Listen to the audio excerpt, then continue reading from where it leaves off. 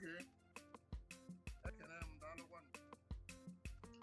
Onye ọbụla si na ndị anyị na-ekwu uche na-anụ esi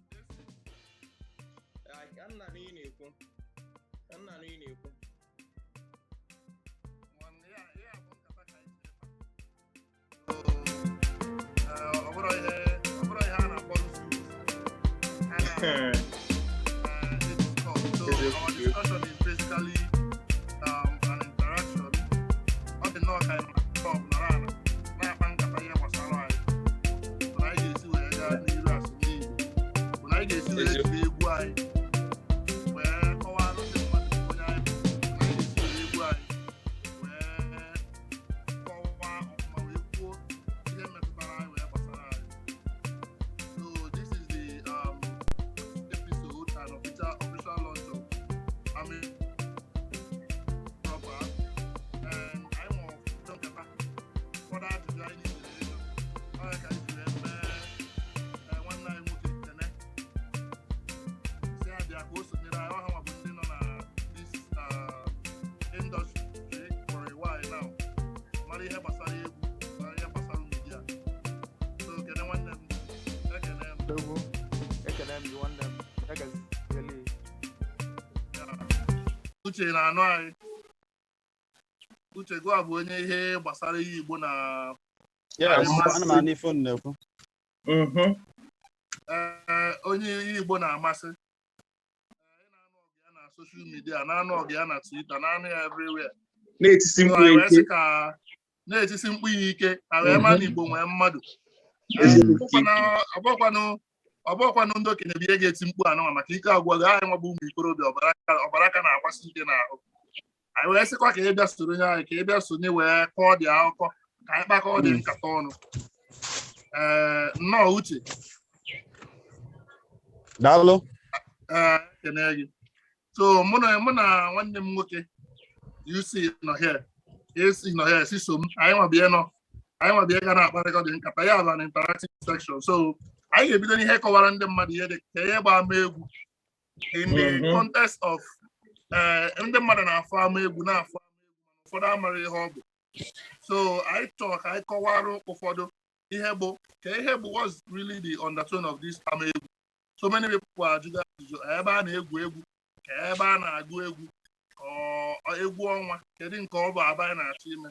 So anyị wee na-asị ka anyị kọwara ndị mmadụ in the context of egwu ihe mere ebe a ji wee bụrụ ama egwu. So kene ka i buru ụzọ kọwalụ ndị mmadụ kedu ihe bụ ama egwu n'uche nke gị, n'uche ndị Igbo, n'uche anyị niile ndị na-amarọ ka ị kọwara anyị ọfụma.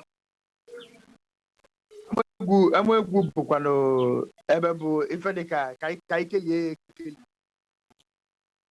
ama dịka ilo enwe n'obodo ebe ndị mmadụ na-agbakọnata emefu ife dịgasị ya na ebe ndụ a na-eto ogologo. Ife gụnyere ya dịka igbo egwu, ịgụ egwu, ịkọ akụkọ ifo ịghọta wee gabazie n'egwu ka ebutezi n'ama wee bụrụzie na-ama egwu. So na ijekwanụ n'ama ife gbasara egwu fụkwazie ife ndị ọzọ gbasalụ ndị obodo, fụkwasịa ife ndị ọzọ gbasalụ anyị nwabụ ndị Igbo. So na nghọta nke bụ ama egwu bụ ebe ọra na eze na-ejekọrịta eme ife gbasalụ obi aṅụrị ka ndụ wee na-eto ogologo. Abụrụ nke obere kọsị ihe bụ n'isi akarị ihe karịrị ndị nna nna anyị makwana ajụ ihe wee na-eme onye gwuricha egwu kọta ihe gbata teta nkwụ kọta azụ oruo na mgbede oruo n'oge abalị mgbe a ga-egwuri egwu ọnwa agbakọnata ka ọkpakọ dị nkata anyị na-aṅụ wee na-aṅụkwa nkwụ dị n'elu ya wee na-arịkwa. Ọ dịka ọkịta ndị mmadụ ga-agbapụta nnọọ ịlụgọla ihe dịka from ihe dịka na Monday lụgide nnọọ wee ruo Friday ka ihe ndị young people na-agasị na-aga club. So ọ dị nnọọ okwu ya mana ọ gbaazi. Mana etekikwa ya ọfụma atụnye ya ọfụma ọkwa klọb ka ha nọ na-agbara mgba na-enwere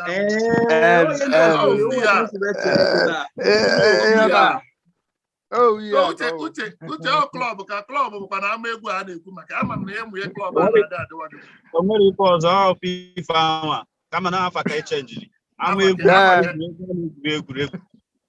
Abịa na mgbe gboo ndị be anyị nwere ebe ha na-egwu egwu ya ebe a na-awapụta onye ọbụla pụtasịa asị na ebe a bụ ebe a ga na-enwe aṅụrị ebe a ga-abịa kpọọ kpukpu ogele kpọọ ọgaga ma chụọ egwu ọnwa mmago akụkọ ifo mega ụmụ ihe dị anya ọ ife e na-eme n'ebe ama egwu nọ. So ama egwu dịbara gboo ọ ife gbasara anyị nwabụ ndị Igbo mana ka o si na dị mbọsị nke tata ife anyị na-akọwa banyere ama egwu bụ ife ịnọpụtara ihe n'ihe anyị na-emezi mana kịta na-abụrụzi anyị anọrọzi mgbe gboo ebe a na-awapụta na-agbakwụlọta ofe ebe mba onye ọbụla nọzi ebe dị iche iche ndị enwekwo ịntanetị ịghọtago ịntanetị nwe adịkwuo bịa na akọnetị ndị nọ beyond borders ya ma ndị nọ n'obodo oyibo ma ndị nọ n'ugwu mana ndị nọ mgbada ancha niile agbakwụlọta ofu ebe eche anyị si nọrọ ebe a kịta na wee na-akpa nkata maka akụkọ gbasara egwumegwu ma ọ bụ akụmakụ ihe ọbụla ihe gbasara ndị Igbo. So ya bụ ife nghọtara n'ebe ama egwu dịka afọ ya si wee dịrị ya bụ ife nghọtara ife ọ pụtara. Daalụ uche ezigbo mmadụ ịma ihe dị n'ihe niile a bụ ona isi wee na-ekwu ya na-akpa nkata na ihe bụ ama egwu ụfọdụ nọ na-ajụ Moonlight ebe a ga-apụta n'egwu mana anyị na-achọ ịkọwa na mgbe ha na-eme ama egwu ahụ apụta enwere ndị na-egwuri egwu nwee ndị na-agụ egwu ọgụgụ enwere music na the background ịmago ọba ka eji ụmụ egwu akụkọ na egwu anụnwa asị na a na-akọ akụkọ na egwu ụmụ ihe Mike eje agha na-enwe obi aṅụrị ghọtago mana ihe mere bụ na enwere need anyị ji wee sị ka ama egwu bụrụ afa ihe this discussion this consciousness n'ime ụmụ ikorobịa na ndị ga na-eto nte n'ala Igbo anyị wee narrow ya down to nkata anyị kpacha wee rute na this stage ịghọtagofu. So ọ wee bụrụ na isiokwu anyị bịakwa today bụ our music and us as in egwu anyị na anyị nwa egwu ihe metụtara egwu anyị ihe metụtara our music before and after Westernization. Before ndị ọcha abịa ndị ụka abịa kedu ka anyị si eme ya kedu ka anyị si eme ihe gbasara egwu anyị egwu a whole lot of things na egwu Igbo na egwu ogene enwere a whole lot of egwu ndị Igbo na-eme. So anyị na-achọ ka anyị kọwara ndị anụrụ ndị aghọtara kedu ihe gbasara egwu anyị kedu ihe egwu anyị na-egosi egwu anyị na-akọwapụta enwere ebe ị ga-anọ asị ọkụ akụọ dị egwu isi na ya dịkwa ka egwu Igbo enwere instrument enwegasị ife ị ga-anụ ma enwere onu ị ga-anụ na ya ihe a na-adakwa this sounds like an Igbo song to me so kene ka ịkọwatụrụ ndị mmadụ kọwara anyị kedu ihe bụ ihe pertaining to us ihe bụ egwu Igbo ahụ na onwe ya ihe gbasara egwu anyị na anyị nwa that's our music and us. Daalụ nwanne m ọdụmegwu ezigbo mmadụ onye ahụ adịla mma. Ife gbasara egwu Igbo our music and us bụ egwu ejimalụ ndị Igbo. Ịmana a na-asị na ife bụ ife ejimalụ ndị egwu Igbo ka eji wee malụ anyị abịa n'ime egwu Igbo ahụ o nwegasịrị ife eji akụnyebe egwu Igbo. Ịma na enwelu nke agbara ochie nwee nke agbara modernization abịa na mgbe gboo o nwegasịrị ife eji akụ egwu Igbo ife dịka udu ịchaka ekwe ogene ma ndị ọzọzi ịghọta. Mana abịa na nke ugbu a nke kịta enwegonu kọmputa na-eprogramụzi ife mana ọ nabichirọkwa iyi nke ọkaetikwa ife ndị mgbe gboo anwa eji akụgbu egwu bifo. O nwere enyi anyị nwoke afịa bụ Gerald ọkwa ilota ife o ji ọja wee mee n'egwu Flavor.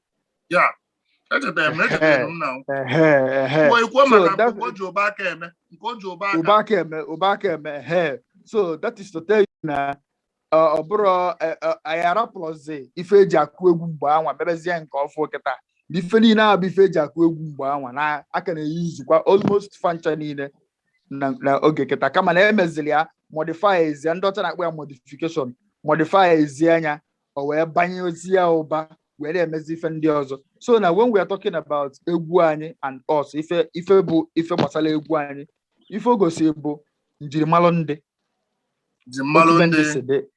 otu be ndị si dị otu ndị si eme o nwere nke ọ ya aba akụwa asị mba na onwegwekwa ka ife si wee dị biko ka ejebebe igwe ka amalụ nke na-eme nwee nke ọ ya aba akụwa tiewo nwunye igwe amụkwa nwa Arizechukwu nwee nke ọ ya abụọ akụwa ịnọrọ ebe ị na-aṅụ nkwụ ese ka ị naba n'ụlọ na ole jikwa ụbọchị adịghịkwa mma onye ọbụla bakwa n'ụlọ so na ife niile a bụ ife eji malụ ndị ando egwu ka eji akọwapụta ife niile ahụ so na idere ịbịa gụbala gị egwu ka ị wee nụ nọ ịnụrụ ụda tutukokokokokokoko esi nna na ihe nke a na-ekwukwa bụ onye ọbụla bakwa bie na agwụ nọkwa n'akịrịka ịghọtago so na egwu Igbo bụ egwu anyị nwa na-egosipụta ife eji mara anyị na-egosipụta otu anyị si eme na-egosipụta ife niile gbasara ndị Igbo onye nwa bụ our music and us daalụ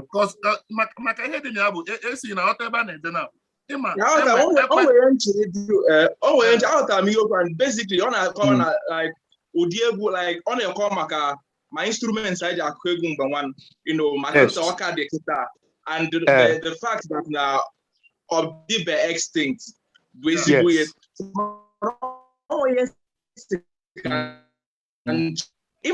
na mgbe kịta ọ nwere ụdị sound ọ ga-abụ enu ma ga-asị gị na genre of music ma asụọ ya n'Igbo enu ihe dịka ọ nwere ụdị ya na-eso na nke bụkwa hip hop sound enu nke asị gị na afrobeat enu nke so mgbe a onwe ka esi aka because onwe bụga ebe ngụta article na ụfọdụ gị na ndị mmadụ na-akpa nkata na ụdị line business nọ like ụdị ọrụ na-alụ asị gị na back in the day no sound a bụkwa sound ka isi wee gwuo nwe nke ọ ga-abụ enu ịma nọọsị na banụnọ nwee nke ọ ga-abụ enu ịma nọọsị oke ngwapụta na ụlọ ejigo n'ọọ ka egwulibe egwu ka isi wee kwu mago onwe sound onwe ma afa ihe gasịrị ya mgbe a ịmaghị otu si na nke anụnwa bụ maybe asị gị nọ nke eji aka akụkọ ifo because ị ga-ntị asị gị nọ folk music mago onwe afọ anyị gasịrị ya then genre kịta ka anyị si wee nwe genres now back then audio na okay daalụ nwanne m ife dị na ya bụ na ịmago na mgbe anwa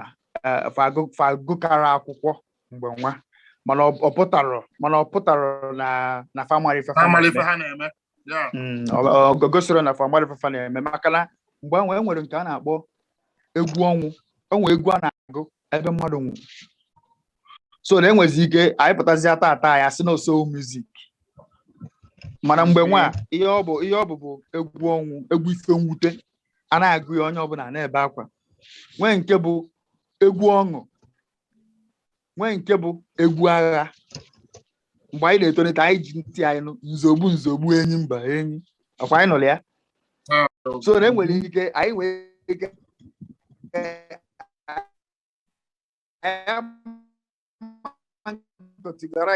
to capitalization or capitalist mindset eji arụ ọnụzi ụwa kịta a wee si oke isizie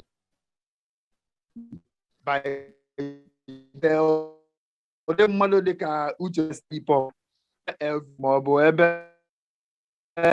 ife tinye ego na hip-hop ụdị mmadụ dịka Odumegwu chọrọ invest na folklore ọ chọba ebe ife nọ chọba aba ịghọtago dị fa so n'ọzi due to market ka eji wee kelibesizie egwu genre by genre ịghọta ya now mana mgbe anwa fanara akpụ ya genre mana egwu kọwasịrị enwere nke bụ egwu ekpili ịghọtago ọ kotele onwe ya ama nke ọ bụ ịghọta kama na ya amasị ọzọ afọ a na-akpọsịzi fancha niile ma ọ bụkwa ekelisiri ọ bụrụ ihe kịta ma ọ dịbụ na mbụ ọ dị na mbụ kama ife a na-akpọ ndị nna nna anyị ha makwa n'ihe maka amamife tọrọ falụ amami maka ụfọdụ instrument, all these instruments now ka a bịazi na-infuse kwe n'ihe ejikwa alụ egwu. Ị nwere ike na-abata na studio na-anya ka efe ngwa ma ọ ka efe nke ego ndị oyibo ewere gị atinye n'ime kọmputa ịkpa aka ịkpa adawa. Mana ihe o ji dị iche bụ na ihe egwu anyị jigo ndị anyị bụ gosi ndị anyị bụ asị ndị Igbo bụ na ka isi wee kọwaa ya bụ na akụ ekwe mmọnwụ na ikoro na nsogbu dị ya bụrụ ofu. Na a na-ama ọkwa ma ọ na-enwe ha niile abụrụ sound. So it boils down to the discussion that our instruments and our songs actually does a lot with us. It actually explains a lot with us. Ife gbasara ndị be anyị ndị mgbe ochie mgbe gboo na kafasi eme ihe gbasara egwu. Ha na-eme ihe gbasara egwu mgbe ọbụla enwe ife enwere ime ibe dịka ọ bụ na na-eru uju ma ọ bụ na akwa emu ma ọ bụ na a na-enwe ọṅụ ma ọ bụ na a na-enwe celebration, that is a na-eme mmemme. So egwu ihe gbasara ndị be anyị na-egwu bụ na egwu nwere ihe ọbụla a na-eme nwere ụdị egwu a na-akọrọ ya. Ọ bụrụ na ebe a na-ekupụta nwa enwere ụdị egwu fa ga-akọ, ọ bụrụ ebe a na-echi ọzọ enwere ụdị egwu fa na-akụ, ọ bụrụ na egwu ebe a na-agba nkwa. Mana abịa n'ihe dị na general na ụmụ dịka ndị oyibo si kpọọ ya, anyị nwekwara ya. Anyị nwere nke a na-akpọ egwu egele, anyị nwere egwu ndị kedu ife a na-akpọfa egwu egedege, anyị nwere egedege, anyị nwere egwu ikoro, enwere ndị a na-akpọ ikoro, na-enwekwa egwu ọtụtụ egwu anyị nwegasịrị enwere m ike ma agaghị ekwupụta nkịta, mana anyị nwere ọtụtụ egwu. Enwere egwu a na-akpọ egwu ndị ọgaranya, ya ndị egwu ndị ọgaranya. Enwere egwu a na-akpọ n'ime obodo gasị akpọ ya ndị egwu ndị ọgaranya. So anyị nwere ihe gbasara, anyị nwere that general, kama anyị nwere ike na anyị ha na-akategorize ya etu ndị oyibo si akategorize ya, kama na ife mmelụ bụ ọtụtụ n'ime fa abịago nwe ọzọ onye na-eneru anya. Anyị nwekwuru ife a na-akpọ folklore, ya ụdị nke Mike Ejeagha, ịghọtago ụdị nke Mike Ejeagha mmelụ, ma nke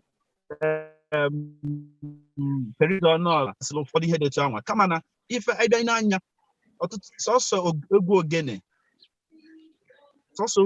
ogene bụ ife ka dị ruo kịta, ya ka na-apụtatụ apụta maka ndị ọzọ niile nwe ọzọ onye na-eneri anya.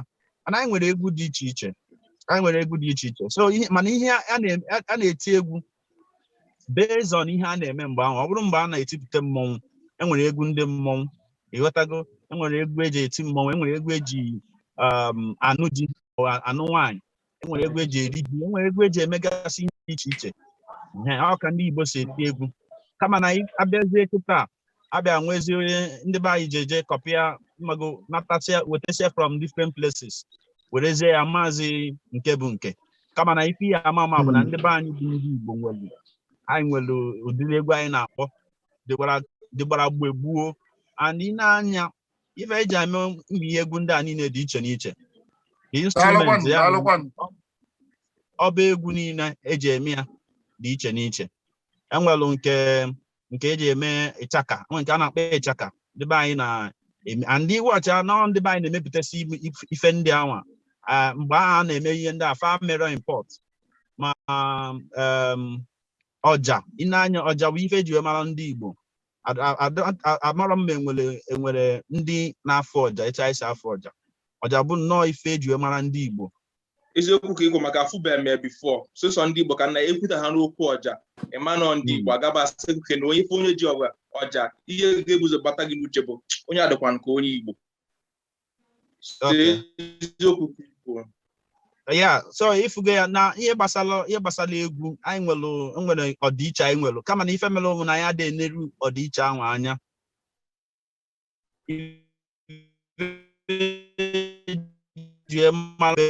Eji gbakọ na mgbede tata ka anyị tinye ya ọnụ, ka anyị tapịa ya mala ife melụ mmiri ji wee baa, ka etu mmiri si wee baa opi ụgbọgụrụ, maka na ọ bụrụ na a tapịrị ya ọnụ ọ dịrị na-aga. Adịma m na ya mere anyị ji wee gbakọlọta ebe nke tata ka anyị kparịa maka ya. maka na ihe abụgo orugo ka a ga-etinye ya ọnụ orugo ka a ga-etinye ya ọnụ so ya wee nwere ike itinye ya ọnụ so ka anyị na-akpakwa ihe anyị na-akpa anyị na-ekwu na ịma ihe mere anyị ji wee gbakọkwa na-ekwu bụ ka anyị kpakwa n'ihe gbasara ịma music is just an aspect of our life, of our culture. Mana esi na music agbasa ozi. You know, when you talk about American hip hop and all that, like all originates from Africa. Na the rap, you know, the rhythm and poetry and so when I talk, I am look I guess you our language, our culture, our history, our tradition. Ihe gbasara anyị maka inekwe n'anya nsogbu so n'ihe anyị na-enwe bụ na anyị enwebeghị nkwuwa okwu ịkọwa onye anyị bụ to the other people, to the world.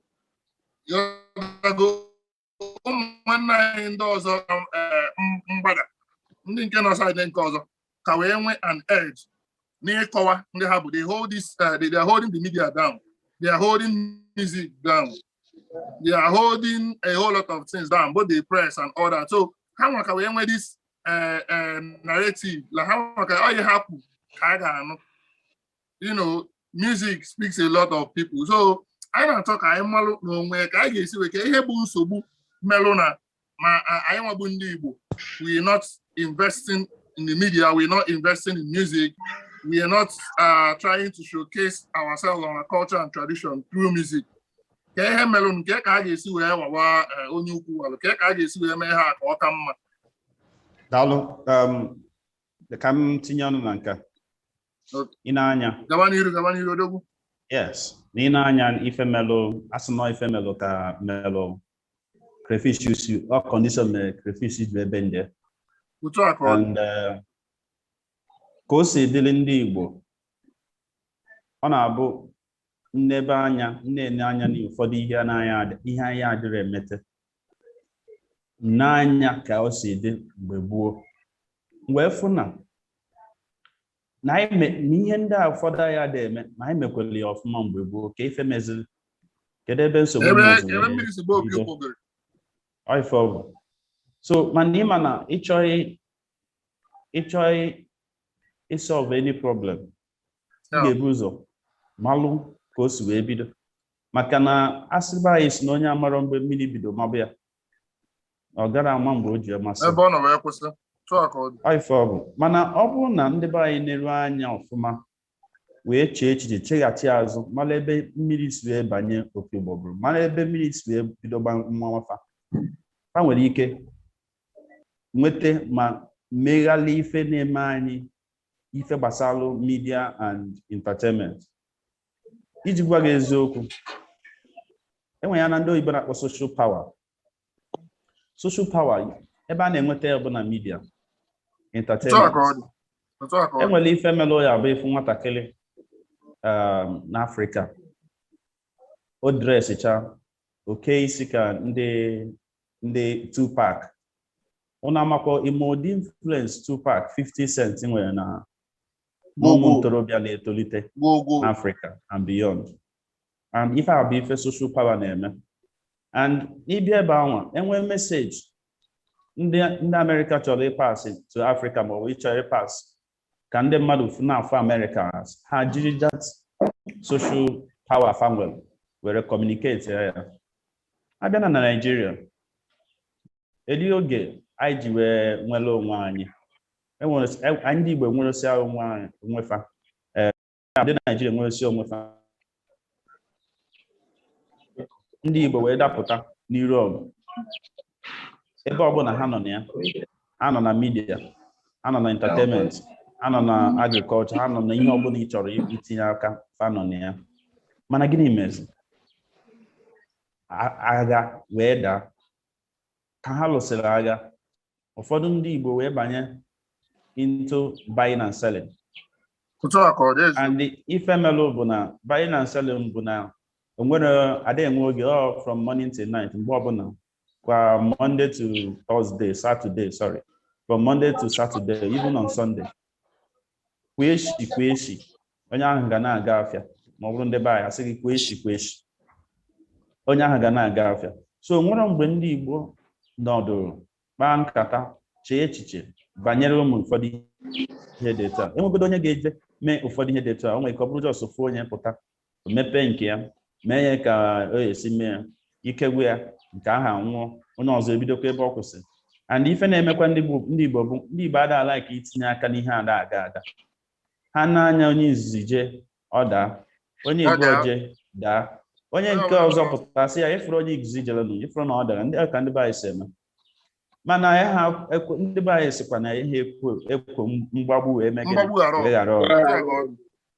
Maka na ife si etu a wee kwụrụ, ọ bụrụ ya pụtalụ ndị be anyị agaghị na-eji wee na-etinye aka n'ihe kwesịrị ha ga na-etinye aka ya. Ọ bụrụ na ị na-azụ afịa wee bụrụ na biznes ka gị mkpa n'obodo dịka Naijiria, ị na-eme biznes ị kwesịrị ị na-etinye aka ihe gbasara midia, maka na enweghị ka ị ga na-esi na control economy mana ị nwere ife gbasara gị na the headlines, the newspaper headline na information ndị mmadụ niile na-agụ, nwere ife gbasara gị, nwere input ị na-eme as a people. Ebe ahụ ka anyị na-eri mperi and ọ na-enye anyị nsogbu rinne. Ife gbasara entertainment, ndị be anyị abụrụ na anyị enweghị talented people. Enwebido m egwu ma ime film ma ihe. Even up till now, engine room ihe ndị a niile bụkwa anyị maka ji kama na kedu ihe meziri na anyị nwa jiri apụta ife. Chiji gwa gị eziokwu, enwere oge egwu onye Igbo bụ ifele n'obodo bụ Naijiria. Ọ bụ ifele ka ọ bụ, ị gaghị apụtanwu si na ịbụ onye Igbo. Ọ ife agha melụ anyị bụ ife anwa. Kama dịka m si wee kwu, we cannot continue to dwell on that. Mana ịbịa n'anya n'indọstrị, ifu that na ife na-eme eji aga n'iru ihe gbasara entertainment bụ aka nri kwa aka ekpe kwa aka nri. A na-enwe ihe a na-akpọ collaboration. Collaboration dị important na music entertainment industry or even in maka na nka n'ụzọ creativity. O nwere ofu na-emechi ihe niile. Nwere onye ga-ama ka esi akwụnye plug, nwere onye ga-ama ka esi akwụpụ ya, nwere onye ma ka esi agbanye, nwere onye ma ka esi ịmago agbanyụ. So ihe ndị a niile bụ nka na ọlụ daalụ ndị dị iche n'iche, and ka ị ga-esi wee nweta ife ị chọrọ bụ na ịkpọkọ ndị niile a ọnụ wee gbafasị wee kwete na gị na fa ga-alụkọ for the purpose of a particular goal. I wee kwete na gị na fa ga-alụkọ for a purpose wee bịakọrọ ọnụ wee lụọ ya bụ ife na a ga-enwe ulu na ya. Kama na ife na-egbu ndị be anyị ewu ofu onye ga-awụ marketer, ofu onye ga-awụ distributor, ofu onye ga-awụ producer, ofu onye ga-anọkwa n'ihu ya acha mechi ihe niile anwa. Mgbe ọ ga-emechi ya ifu that na ọma nzụcha, maka na ndị be anyị si na ndị oyibo si na 2 heads are better than 1. Mana ọkwa 2 good heads, ọkwa 2 good heads. So ife dị mkpa gbasalụ ife ndị be anyị kwesịrị na-eleru anya bụ na anyị kwesịghị ịrapụ sọsọ m ofu onye ga-anwụrịrị na ofu ihe. Ekwesịrị ịlapụ ya. Ọ bụrụ na ị na-eme ife kwesịrị inwe mmadụ abụọ na ntọ gị na ha ga na-arụkọ ofu ihe anwa, ma ọ bụ enwegodi nke ị na-eri mperi na don't go and manage. Gaa kpọta ndị maka esi eme ya ka gị na family ya ọfụma. Nọ ebe a bụ isi mbido ihe melụ mmiri ji wee gbalụọ. Nke ọzọ dịkwa ka ibe ya wee bụrụ na ndị be anyị aghọtabere ife bụ media and publicity to a large extent. Ndị be anyị aghọtabere ife bụ na ha chọrọ ime ife na ekwesịrị package fa. Ha mabeghị ihe bụ package. Ha ka believe that na afịa ọma ga-eme gịnị ga-ele onwe ya. Ife ha bụ ife ha ka believe ana ha kwere ekwechie ike na ya. Onye ị ga-asị ya lee ihe na ị na-eme ọfụma, mana ego ahụ ya anya sị gị n'ọnwego kọstọma redi na onye ibi ha na ahịa ma adịghị ọfụma. So ife a wee bụrụ ebe ndị Igbo na-eri mperi. Ha nwa bụ ndị Igbo, ha makwa na ha na-eri mperi na maka na ụwa na-agazi n'ihu kịta. Ụwa kịta na-abụzi ụwa kọmputa. digital onye ọbụla na-aga online maka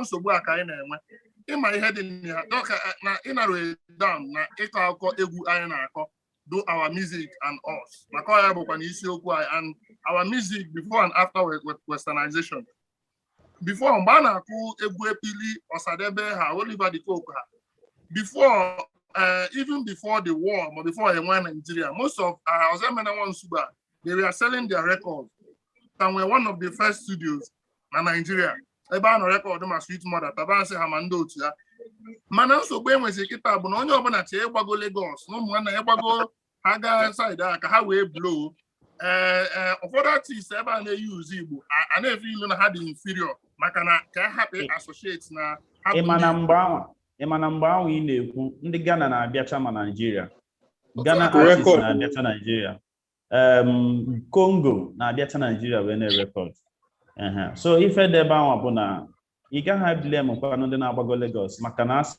na onye ji igwu ka ya ewu na-eso ndị be anyị nọ na Lagos bụ ife jere na Lagos ahụ jemekwa ihe bụ Lagos ahụ wee dị ọdụ kama ife fọzọ ewu ibudata ya n'obodo a bụ ala Igbo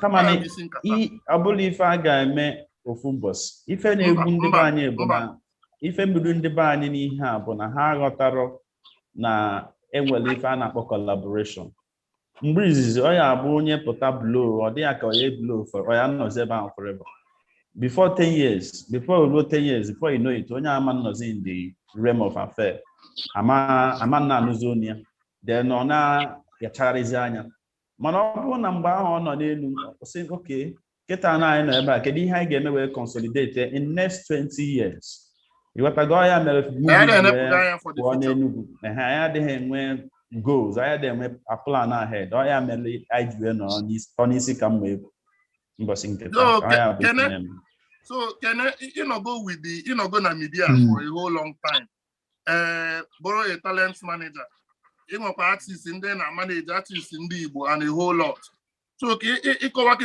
ihe ọ dị gị ka ihe anyị na-eme anya adịghị emepụta ma ọ bụ ka a ga-esi mee ya ka ọ wee dị mma maka ị na-anya amakwa m na onye ji igwu ka ewu na-eso ịgbago Lagos jee blow ma ndị otu mana ụfọdụ ihe dịkwa na Lagos a those formations and all that set up eji eblow kwa ma radio station ma TV station ma na bụkwa ụfọdụ ndị Igbo bi eso wee bido ifu ụmụ nwanne anyị wee fụkwa the idea na ọ ga wee take over so maka ideche ya eche Ọsadebe ha ma Oliver De Coque ma Morocco mmadụ ka ha ma ihe ebe a ka ha nọ wee blow ihe niile ha blow a na-akpọ egwu ha na mba Amerịka na ha na-ejezi kọnsat na-eje abata ga-edizi ihe mere na ọ ga-eme onye n'ofu egwu mee nke bụ ọgbagowe maka na efilu na-enwero enough apparatus set down and things ga-help ya push ya forward kedu ebe anyị nwetara wrong kedu ka anyị ga-esi ga forward kọwara anyị ka anyị ghọta ọfụma alụ nwanne m na nke izi ife gbasara ebe anyị zọfiala ọkpa bụ just mentioned after the war ndị Igbo face so much post civil war even na my family dịkwa involved wee face anya bụ ife elu izucha so na onye ọbụla bịa focus or attention ya mgbe a on recovery. Last two weeks, I was in Owerri. I sat with Oriental brothers. I had conversations with them. When I had to bankata, otu ege wee mee ka ifefa na-eme gabakwa n'iru ọzọ. Muna dansach na Aquila. Dansach onye egwu. Bankata very well. Last 2 weeks. So ife gbasalofa ka na-abịa n'iru. So in the course of our nkata, o na-akọrọ anyị na-agwasị anyị ife megasịnụ ịghọta kedu ka Oliver De Coque ya esi bụrụ number 1 na Billboard na Colombia, kedu ka o si mee malụkwa na Facebook adọrọ mgbe nwa o social media Twitter adịrọ mgbe nwa ahụ. Ịntanetị adị ọkụ dị adịcha mgbe nwa. Ihe taa ọkwa ịchọ ịkpọ na fon jekwuo na line ewee roluo iwee tinye na ntị wee ọkwa ya mana ndị a na-ele records ọbụrụ Apple Music ọbụrụ digital space mgbe I'm telling you.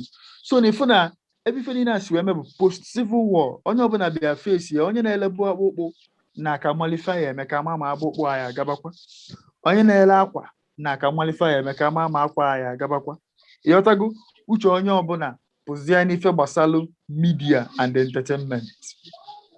So ifuzie afọ kịta na anyị nwebụzi ndị Igbo na struggles to fall back again. Now like you mentioned, the spirit of collaboration adịrọ ụbọchị gara aga ka ntọ na-ajụ kedu ife mede ime na system television si ka waka n'elu m na nchọ ịfụ Mike aja egbu onwe onye na-ajọ ya live kịta onye a biko ọmụlụtụ esi kpọtalụ m Mike aja egbu ka njukenie ka ọ kọwake n'elu m ife mere na system television mgbe anyị nche niile na-eto anyị na-ele ya de continue firing n'ogwe ife na-ekwu so kedu ife mezie ekwesịrị ịkọwala ife mere ka anyị malụkene ọ ga-abụ onwe na onye ọzọ chọrọ itinye aka n'ụdị ife anwa ya si apụtagbakwa n'ụzọ agara ya nekwa otu ihe esi mee ka ọ dị mma den nke ọzọkwa amụrụ m maọbụ si eziokwu maọbụ asị ma na-ebe akwa na-alụ aka nne ya nọrọ ya otu a ka ọ dị. A na-ekwu maka licensing na bifo nweta license toro na radio station na South East na ihe emele bifo nweta license toro na TV station na South East na ihe emele kedu ife omini ọ dịzịa ka onwe ndị jizi the licenses na-enyezi ndị falaike so na ibulu onye a bụ nnukwu ego nyoo ife a na ka ịbịa sogharịba ndị a 2 years 3 years 4 years 5 years nna biko ka ije maa ma ya ọ bụrụ gaasị ka ị tụọ in 2 months efu ego ga-apụtakwa ọ bụrụ shu ka ije tụọla onwe ịghọta ọ dịfe a so efukwa na iyi inekwa ya anya eziokwu dịkwa ya because no onye nye-ege laịsensị wee mebe na operate ọrịa masị enye ege laịsensị ememme nwe operate then wee kwubesie ma rules MBC nke nwanyị nne anyị ibie ịghọtago mana just like Uche mentioned I am menji mgbagbu ya log first I need the spirit of collaboration. Ụmụnne anyị bụ ndị na-eti egwu nọ n'elu ebe a kịta ka bụ gboo ekwesị onye kwụrụ nwanne ya kwụdebie ị na-anya na mba ụmụnne anyị ndị nke ọzọ ofu onye pụtara o create record label nke ya enwe mmadụ 5 nọ there fancha niile nọ na music video ya fancha niile nọ na Instagram ya fancha niile nọ na Facebook ya fancha niile nọ na Twitter ya ma ụtụtụ ma n'anyasị fati egwu ọfụ na nwa ebu ụzọ wee gbu ya mana ụmụnne anyị itinyezi efa isigide ọnwụ tụtụkọtagide ego tụtụkọtasie ego were onyefa ka ificha ọfa na egwu enyebe egwu pụta fama post kwanne ya ebe collaboration jebezi just like Uche mentioned kedu ife nji tinyezi gị n'egwu ọla ka m wee kute ume ị na-ekute ume m nwa na-ekute ume maka echi maka na onwerekwana onye ya egwu forever mana onye kwuo iwu forever ihe taa iwu forever mana the spirit of collaboration adịrọ the spirit of collaboration ọ dịka a na-ayọ ịghọta kedu ka m na-esi tinye nwanne m n'egwu tụtụkọgide ego yọta nwanne m yọta onye a wee chịkọta ego wee nye ya egosizie tinyezielu m egwu anụnwa n'ife ozizi ịghọta n'ụdị ya dị ebe ị na-alụ ume ego ịdị proud na alụm ego dị proud post n'egwu a mgbe ọ dị ya ọrịa the spirit of collaboration adịrị ebe a then abịazie nwezie number 2 unhealthy competition onye kwụrụ ọtọ akwatuo ya unhealthy competition kedu ife anyị na-azọ n'elu ebuka inunugo na nnụnụ nwe accident n'elu a na-akụkọ isi ọnụ onye ọbụla na-esoro onwe ya. Nnụnụ a na-enwe accident n'elu. The sky dị too big. Mana abịa ebe a nụnwa anyị na-enwe unhealthy competition. Why? Efu na o so n'ife na-egbu anyị na-eseti anyị back. Mana abịa na ụmụnna anyị ndị nke ọzọ fa na-akwado onwe fa ọfụma. So na anyị need ichenji echiche obi anyị otu anyị na ndị ụmụnna anyị ndị nke na-emekwa ụdị ife anwa anyị na-eme otu anyị si esofa maka onye na olulu elu na-akwado nwanne ya. Then coming to ife melu ndị mmadụ ji ejezi Lagos. Ife melu eji eje Lagos because of ka anyị kpọzie ya the mechanism otu esi set the society up to some extent. Lotekwa na kedu mafia Lagos bụ one time capital of Nigeria kwa before wee jebezie Abuja. So ife anwa melu onye na-agụ egwu ji eje Lagos. Okwu ya melu Emeka na main market ji eje Lagos agba afịa. So na-efu na otu esi wee set the system up ka o wee dịsị afọ ka ọ na ya ghọtachara ya anyị nwa na-eme ebe a. Melu Emeka na-azụ ahịa n'ime main market ga-ejeli Lagos gbaa ahịa before ọ nata main market. Mana ọ nwe ka River si wee dị ya nso. Mana mgbe ndị melu Nigeria ife ọ bụ meli ya a na-ebubata moto from River Niger kezi femeze. Ndị ọcha bubata moto from River Niger kezi femeze kịta. Ifụlụ ya? So na-efu na onye na-agbaje Lagos eme ntachara ya ụta dịka uche si wee kwu na onye ji igu ka ewu na-eso. Ihe ụta adịrọ ya. Ihe bụkwa n'okwu niile akọs. Ọ bịa dị just like Uche pointed out earlier. Ọ dị ka after the war ihere emebeziri anyị isi na anyị bụ ndị Igbo. Maka the commercialization of music actually before ụfọdụ like a na-ekwu ama egwu a enwe ụfọdụ ndị na-akụ egwu na-ama ebe ahụ adịrị akụ ya ka ha wee kpata ego. Music dị therapeutic. Music nwee ihe ọ na-alụ na ndụ anyị, o nwee ihe ọ na-arụ na our culture and tradition. Ịghọtago? Ọkwa Ajọfịa a na-erezi egwu Ajọfịa ere. Egwu Ajọfịa bụ Asensị, Ajọfịa Nnewi bụ Asensị. Egwu mmọnwụ ya ka ọ bazi soft copy ọ bụrụzie commercialize ya na-download ya na-akwụ ụgwọ. Mana egwu nwatakịrị ọbụla too na Nnewi ma Ajọfịa ma na-agụkwa agụ. Ịghọtago? So amarọ m na the need for commercialization na ịnweta ego mere eji emezi like enwe ndị bido na Easter, we always point down to them and they sold from here. 51 Iweka Road on it, a 4-pound road. A na-ebucha ebe a na-eme ihe egwuregwu, a na-ere film na-eme na market. Yotago. So the urge ịgbago onye ọbụla chọrọ eruzieri a na-ekwugharị na-etiti isi ọnụ na-ebute ma healthy competition. Ma ihe niile so ya ka ngwa gị dịka nsi lekọwa gboo before na ndị be anyị anaghị enweghị ha na-akpọ survival syndrome. The survival syndrome bịakwutere ndị be anyị wee mezie fa onye ọbụla abanye oke n'ọfịa ngwelu n'ụzọ ọbụla na-achọ ka ọ chụgbuo. So enweghịzi ihe dịka nwe planning.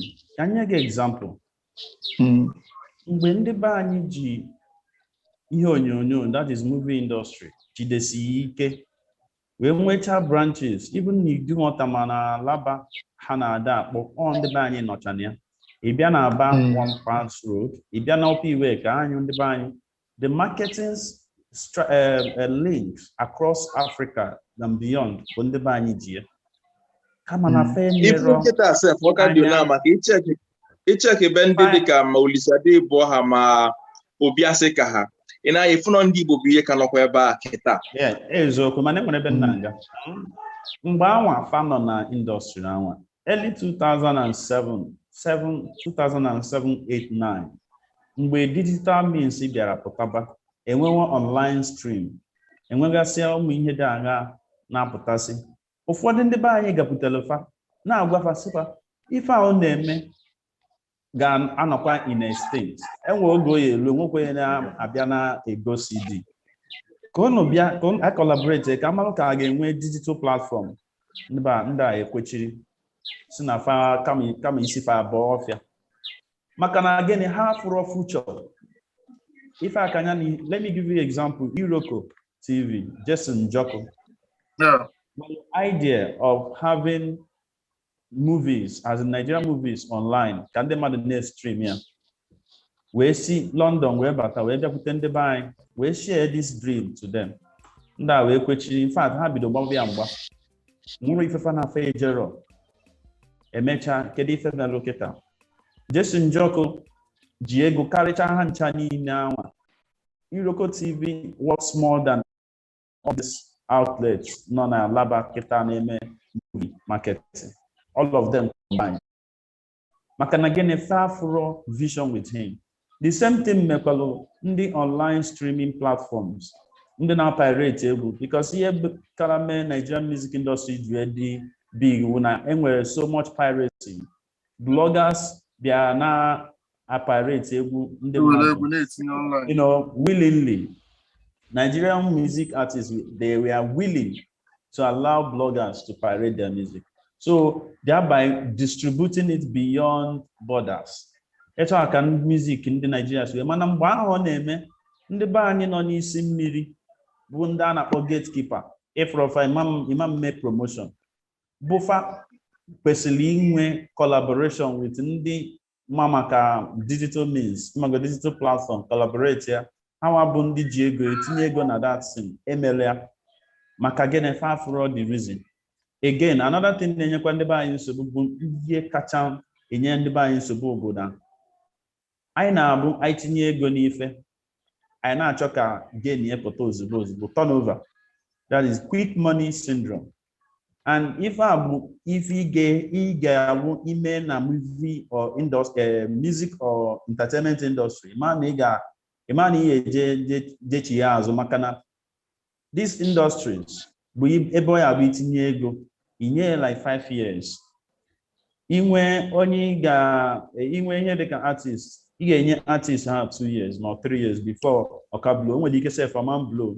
Ịchọ ime movie, ị ga-emewe plan ịchọ establish TV station or radio station, plan.